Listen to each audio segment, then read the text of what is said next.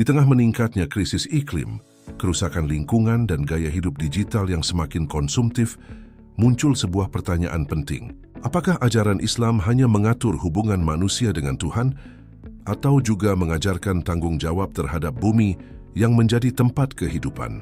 Pertanyaan inilah yang menjadi titik berangkat buku Dari Sajadah ke Jejak Karbon, Reaktualisasi Ekoteologi dan Genealogi Fikih Lingkungan dalam Rukun Islam di Era Digital karya Dr. H. Edi Setiawan. Buku ini menawarkan perspektif yang menarik sekaligus relevan.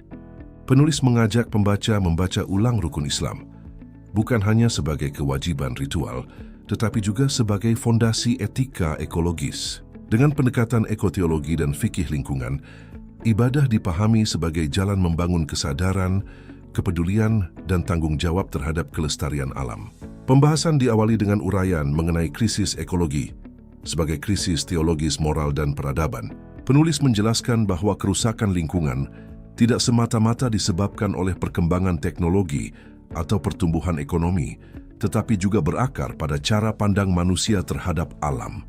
Ketika alam hanya diperlakukan sebagai objek eksploitasi, keseimbangan yang telah diciptakan Tuhan pun mulai terganggu. Selanjutnya, buku ini membangun landasan konseptual melalui Al-Quran, hadis, dan maqasid al-syariah. Konsep tauhid, khalifah, amanah, mizan, hingga larangan berbuat kerusakan dijelaskan sebagai prinsip-prinsip dasar yang membentuk etika lingkungan dalam Islam. Penulis menunjukkan bahwa menjaga bumi bukan sekadar pilihan moral, melainkan bagian dari tanggung jawab keagamaan. Salah satu keunggulan buku ini adalah kemampuannya menghubungkan ajaran klasik dengan tantangan kontemporer. Era digital dibahas secara kritis melalui isu jejak karbon, pusat data, kecerdasan buatan, konsumsi digital, hingga limbah elektronik. Semua fenomena tersebut dipandang sebagai persoalan yang memerlukan respons etis dari umat beragama. Bagian yang paling menarik adalah ketika setiap rukun Islam dimaknai kembali dalam perspektif ekologis. Syahadat dipahami sebagai komitmen tauhid yang melahirkan tanggung jawab menjaga ciptaan Tuhan. Salat membentuk disiplin dan kesadaran hidup yang tertib. Zakat, infak, dan sedekah diposisikan sebagai instrumen keadilan sosial sekaligus keadilan iklim. Puasa mengajarkan pengendalian diri dari budaya konsumtif.